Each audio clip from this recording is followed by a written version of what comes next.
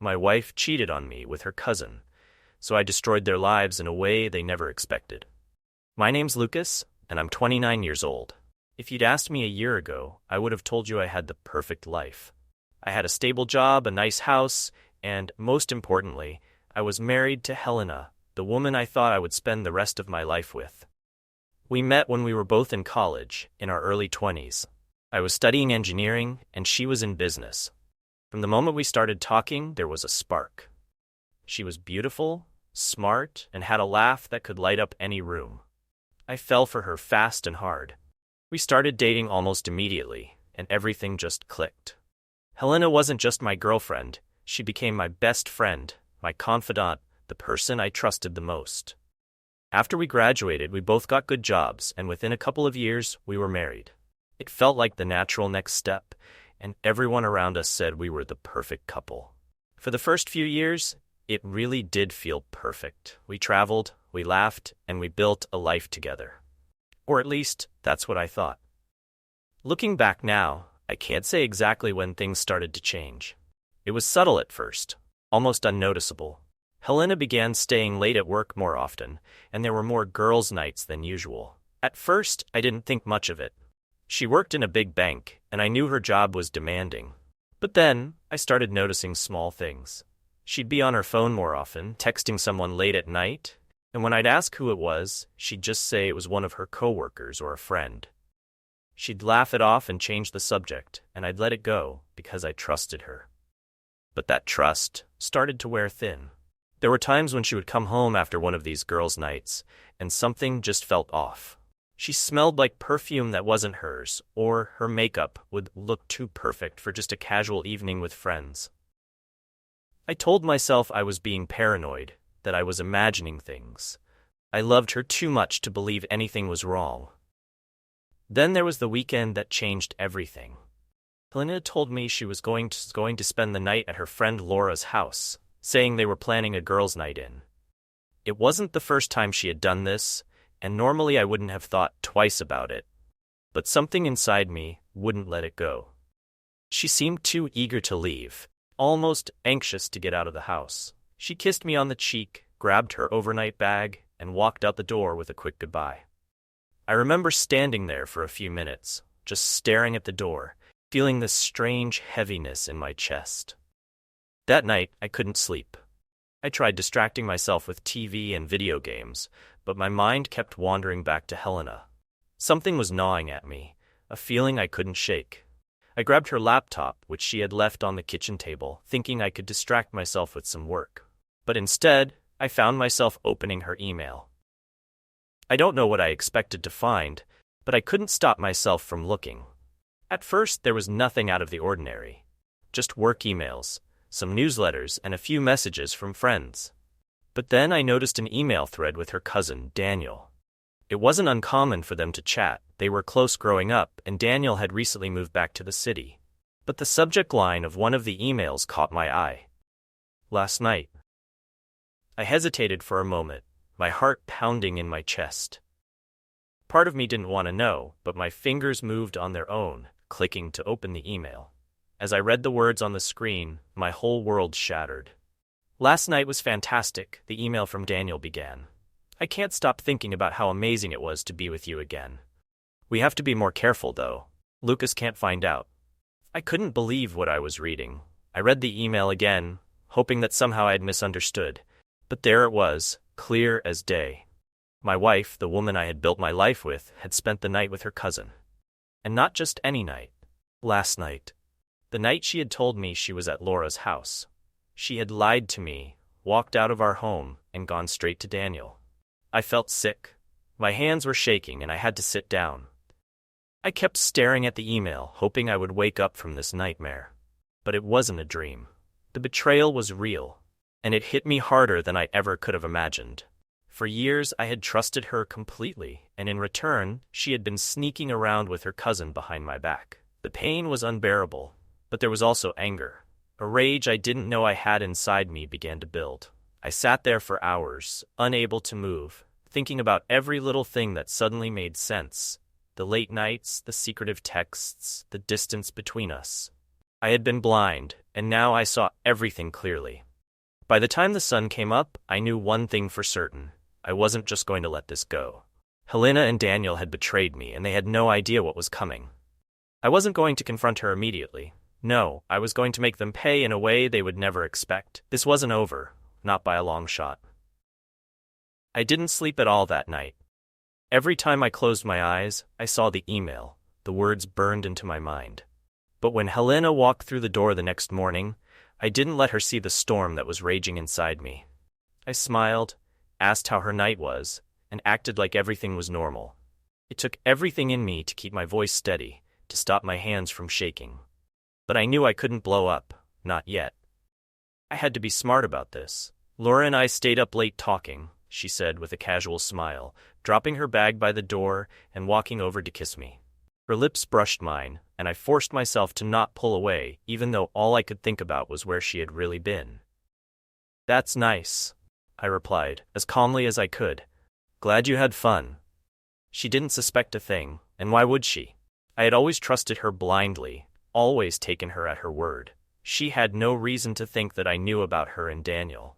But as she moved around the kitchen, making herself a cup of coffee and chatting about her plans for the day, I was already putting my own plans in motion. I wasn't going to confront her right away. No, that would be too easy, too quick. I wanted proof, solid, undeniable proof of what she and Daniel were doing, and I wanted to ruin them both. The idea of revenge began to take shape in my mind, and the more I thought about it, the clearer my plan became. Over the next few days, I continued to act normal. I went to work, I laughed at her jokes, I kissed her goodnight. But inside, I was detached, cold. I was already planning my next move. I knew I needed time away from her to set everything up, so I came up with an excuse. "Hey, I've got some big meetings coming up," I told her one evening. "I need to go out of town for a week. It's a work trip, nothing exciting, but I'll be gone starting Monday." "Oh," she said, sounding almost relieved. "That's okay. I'll have the place to myself for a bit then." I knew what she was really thinking. She was probably already planning to see Daniel while I was gone. The thought of it made my blood boil, but I kept my cool. I had to. Before I left, I made sure to set my trap. I spent the weekend carefully installing hidden cameras around the house. They were small, almost invisible, and I placed them in strategic spots, one in the living room, another in our bedroom, and one in the hallway near the front door. If Helena was going to bring Daniel into our home while I was away, I'd have everything on film. The hardest part was pretending everything was fine as I finished setting everything up. When Monday came, I packed a bag, kissed Helena goodbye, and told her I'd be back by the weekend. I drove away, my heart pounding in my chest, knowing that this was the beginning of the end for her and Daniel. I didn't actually leave town, of course. I checked into a small motel on the edge of the city, not too far from home, but far enough that Helena wouldn't run into me by accident. I set up my laptop and connected to the cameras I had installed. From the motel room, I could watch everything that happened in the house. For the first couple of days, nothing happened. Helena went to work, came home, cooked dinner, and went to bed. I started to wonder if she was playing it safe, waiting for the weekend before inviting Daniel over. But then, on Wednesday night, I saw it. I was watching the feed from the living room camera when I saw Helena walk through the front door with Daniel right behind her. They were laughing, talking softly, and the way they looked at each other made my stomach turn. She didn't waste any time. The moment the door closed, they were all over each other. They kissed like they couldn't get enough, their hands all over each other as they stumbled toward the bedroom. I felt a mix of rage and satisfaction. I had them. I had all the proof I needed. I watched as they disappeared into the bedroom where another camera was waiting. I saw everything. I recorded everything. By the time they left the house a few hours later, I had all the evidence I needed to destroy them. I sat there in my motel room, staring at the footage, replaying it over and over, making sure I hadn't missed anything. Every kiss, every touch, every word they exchanged, it was all there, captured on camera. I thought I would feel broken, watching it happen, but instead, I felt numb. The pain I had felt when I first discovered the truth was gone, replaced by cold determination. They thought they had gotten away with it, but they had no idea what was coming. I waited until Friday before returning home, just as I had planned. When I walked through the door, Helena greeted me with a smile, acting like everything was fine. She kissed me on the cheek, asked how the trip was, and went on about her day as if nothing had happened. But I knew, and soon she would know that I knew. The trap was set, and now it was time to spring it. The weekend came, and I knew it was time. I couldn't pretend anymore. The moment I walked into the house after my so-called business trip, I could barely look at Helena. Every time she spoke, every time she smiled at me, all I could think about was the betrayal. I had seen her with Daniel, in our home, in the bed we once shared. And now it was time for her to know that her secret was out. That Saturday morning, I sat at the kitchen table, staring at the laptop where the video files were saved. The evidence was clear, undeniable. I had everything ready: my plan, my anger, and most of all, the cold sense of justice I was about to deliver. "Helena, we need to talk," I said, trying to keep my voice steady. She was in the living room, scrolling through her phone like she didn't have a care in the world. She looked up, a little confused by my tone but not worried. Why would she be? As far as she knew, I was still the trusting husband, the fool who believed every lie she told. "Sure," she said, walking into the kitchen. "What's going on?" I didn't say anything at first. Instead, I opened the laptop and turned it so she could see the screen. I pressed play. The video from Wednesday night began to play, showing her and Daniel walking into the house, kissing, heading straight for the bedroom. Her face changed instantly. First, it was shock, then a flash of guilt, but that disappeared quickly. What replaced it was a cold, almost defiant expression. She crossed her arms and stared at the screen, watching herself betray me without blinking. "I know everything," I said, my voice low. "I know what you've been doing with Daniel in our house while I was here trusting you." Helena didn't say a word. She didn't apologize, didn't try to explain. She just stood there, watching the video until it ended. When it did, she closed her eyes for a moment, then opened them, looking directly at me. "Well, now you know," she said, her voice calm. "What do you want me to say?" Her reaction stunned me. I had expected some kind of emotion, guilt, shame, regret, but there was nothing. Just cold indifference. It was like she didn't even care that our marriage was over, that she had been caught. "Are you serious?" I asked, my voice rising. "Is that it? No apology, no explanation? You don't even feel bad?" She shrugged. "Lucas, we haven't been happy for a long time. I didn't think it would last, and neither did you, if you're honest with yourself. Daniel and I, it just happened." "It just happened?" I repeated, incredulous. "You lied to me for months. You brought him into our home and slept with him in our bed. This isn't something that just happened. You destroyed everything." She sighed, like she was tired of the conversation already. "I'm not going to beg for your forgiveness. If you want a divorce, fine. I knew this would come out eventually." Her complete lack of remorse made something inside me snap. The anger I had been holding back for so long boiled over. I couldn't believe that after all we had been through, all the years together, she couldn't even pretend to care that she had hurt me. She was already acting like it was no big deal, like she could just move on with her life without consequences. But I wasn't going to let that happen. She and Daniel had destroyed my life, and now it was their turn to watch everything they'd built come crashing down. "I don't care about a divorce, Helena," I said, my voice cold. "I care about making sure you and Daniel pay for what you did." Her eyes narrowed. "What do you mean by that?" Without a word, I sent the video files to my phone and then forwarded them to 2 email addresses, Helena's office and Daniel's. They both worked at the same well-known bank, and I knew their colleagues, their bosses, even their families would see the emails. I had written a simple message to go with the videos. "This is who you really are." As soon as I hit send, I looked up at her. She was still trying to figure out what I had done, but then her phone started vibrating. She picked it up, glanced at the screen, and her face went pale. "What did you do?" she whispered. "I sent the video to your entire office. To Daniel's too, and to your families," I said, my voice calm but filled with satisfaction. "Now everyone knows exactly what kind of people you both are." She stood frozen, her eyes wide as she scrolled through her phone, seeing the emails and messages flood in. I could see the panic in her eyes now, the realization that her entire life was about to fall apart. She had spent years building her career, her reputation, and in an instant, I had taken it all away. "You ruined me," she muttered, her voice shaking. "You've destroyed everything." I stared at her, feeling nothing but contempt. "Now you know how it feels."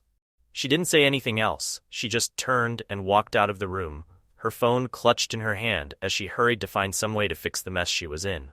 But there was no fixing this. The damage was done, and there was no coming back from it. As I sat there, watching her leave, I didn't feel victorious, I didn't feel happy, but I did feel something close to peace. I had done what I set out to do. Helena and Daniel had ruined my life, and now I had ruined theirs. The reckoning was complete. It didn't take long for the fallout to begin. By Monday morning, the video had spread through the bank like wildfire.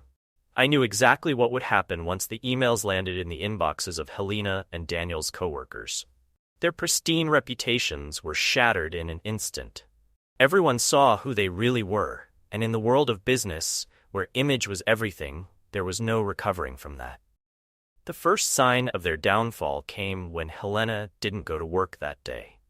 She had always been the kind of person who took her job seriously, rarely missing a day, but now she was too afraid to show her face.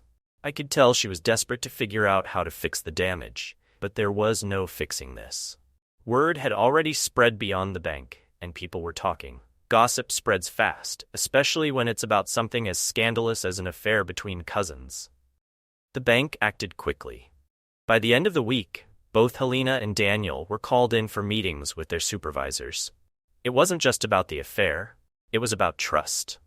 They worked for a respected financial institution, and having employees involved in something so controversial was a liability the bank couldn't afford. I knew it would happen, but when Helena came home that Friday, I saw the look on her face, and I knew she'd been fired. Daniel had been let go too. Their careers were over. I didn't ask her about it. I didn't need to. She barely spoke to me after that, her silence telling me everything I needed to know. The house felt cold, empty, but I didn't care. She had made her choices, and now she was paying for them. It wasn't just their jobs that suffered. Their personal lives were in ruins too. Helena's family, once so close-knit and proud of her accomplishments, had turned their backs on her. Her parents were devastated, not just by the affair, but by the fact that it had been exposed so publicly. They couldn't face their friends, their neighbors, without the shame hanging over them. I heard from a mutual friend that her mother hadn't left the house in days, too embarrassed to face the world. Daniel's situation wasn't any better. His family was furious, disgusted by what he had done. It wasn't just that he had cheated, it was that he had done it with his cousin, and everyone knew about it. His parents, who had always been proud of his success at the bank, couldn't believe what he had thrown away. He had ruined not just his career, but his relationship with his family too. The city we lived in wasn't huge, and news like this spread quickly. Helena and Daniel couldn't go anywhere without whispers following them, without people staring, judging. They had become the topic of conversation at every cafe, every social gathering. People who once respected them now looked at them with disgust. It got to the point where they stopped going out altogether. Helena stayed locked in the house most days, avoiding the world, while Daniel, from what I heard, had moved out of his apartment to stay with a friend outside the city. He couldn't handle the constant judgment, the endless looks of shame from people he used to call friends. As for finding new jobs, that proved to be nearly impossible. Helena tried at first, sending out her resume to a few companies in the area, hoping that her skills would outweigh the scandal. But every time, she was met with rejection. No one wanted to hire someone whose personal life had become so publicly disastrous. It didn't matter how good she was at her job, their reputations were too damaged to be ignored. Daniel faced the same problem. He had once been a rising star in the bank, but now he was a cautionary tale. Every job interview ended in awkward silence when the subject of his firing came up. His qualifications didn't matter anymore. All anyone could see was the scandal. The weight of it all began to crush them. They were no longer the confident, successful people they had once been. Now they were broken, desperate. I heard rumors that Daniel had started drinking heavily, trying to drown out the shame and regret that followed him everywhere. Helena, meanwhile, grew more distant, more withdrawn. She didn't speak to me much anymore, which was fine by me. I had no interest in hearing anything she had to say. Their social lives were destroyed too. Friends who had once been close with them were nowhere to be found. People distanced themselves, not wanting to be associated with such a public scandal. Invitations to parties, dinners, and events stopped coming. They were left isolated, shunned by the very people who once admired them. I didn't feel sorry for them. They had brought this on themselves. They thought they could get away with betraying me, but they underestimated how far I was willing to go to make them pay. I didn't just want them to lose their jobs or their friends. I wanted them to feel the weight of their actions every single day. I wanted them to know that their lives would never be the same again. And they did. I could see it in the way Helena carried herself now, the way she avoided eye contact, the way her once confident stride had turned into a slow shuffle. She was a shell of the person she used to be, and Daniel was even worse off. Their public ruin was complete. They had nothing left, no jobs, no friends, no respect. And as far as I was concerned, they deserved every bit of it.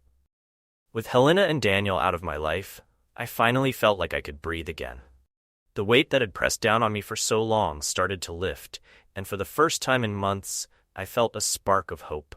It was time to focus on myself and my future. I threw myself into work.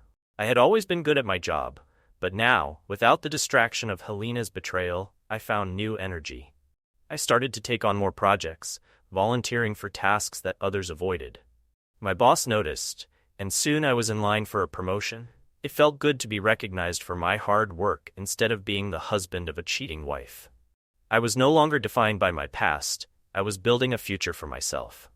In the evenings, instead of going home to an empty house filled with memories of what once was, I started to explore new hobbies. I joined a local gym, something I had put off for years. I wanted to get in shape, not just physically, but mentally. Each workout pushed the sadness out a little more. I ran, lifted weights, and even took yoga classes. The sweat was cleansing, and the endorphins flooded my system, making me feel alive again. I also decided to start my own business. I had always had a knack for finding solutions to problems, and I realized I could turn that into something profitable. I spent late nights researching and planning, learning everything I could about running a small business. It wasn't easy, but I was determined. I registered my business and started to build my brand, working harder than I ever had in my life. The first few months were tough. I faced obstacles that felt insurmountable at times, but each challenge only made me more determined. I learned to network, to market my services, and to connect with people. Slowly but surely, my efforts paid off. Clients started to come in, and I was making money. It was exhilarating to see my hard work come to fruition, and I felt proud of what I was building. With my newfound success, I could finally afford to enjoy life a little more. I treated myself to nice dinners, traveled to places I had always wanted to see, and even bought a new car. Each purchase was a reminder of how far I had come. I was no longer the man who had been betrayed. I was thriving, and it felt amazing. But the best part was how my perspective began to shift. I realized I could open myself up to new relationships. I didn't want to rush into anything, but I was ready to let someone into my life again. I started going out with friends more often, meeting new people. There was a small cafe I loved that hosted events and gatherings, and I found myself spending more time there. One evening, while attending a local art show, I met Sarah. She was passionate about her work, and her enthusiasm was contagious. We struck up a conversation, and I found myself drawn to her. We talked for hours, sharing our stories, laughing, and connecting in a way I hadn't felt in a long time. I could see the spark of potential in our connection. As we began to date, I was careful not to rush things. I had been hurt before, and I wanted to make sure I was ready to fully commit again. But Sarah was patient and understanding. She encouraged me to share my feelings and let me know that she appreciated my honesty. I began to feel safe around her, and with each passing date, I realized I was falling for her. As I opened my heart to Sarah, I also found a new sense of peace. I learned to let go of the anger I had held on to for so long. I stopped thinking about Helena and Daniel, and when I did, it was with a sense of closure rather than bitterness. They had hurt me deeply, but I was no longer defined by their actions. I had taken back my power, and I was building a life that I could be proud of.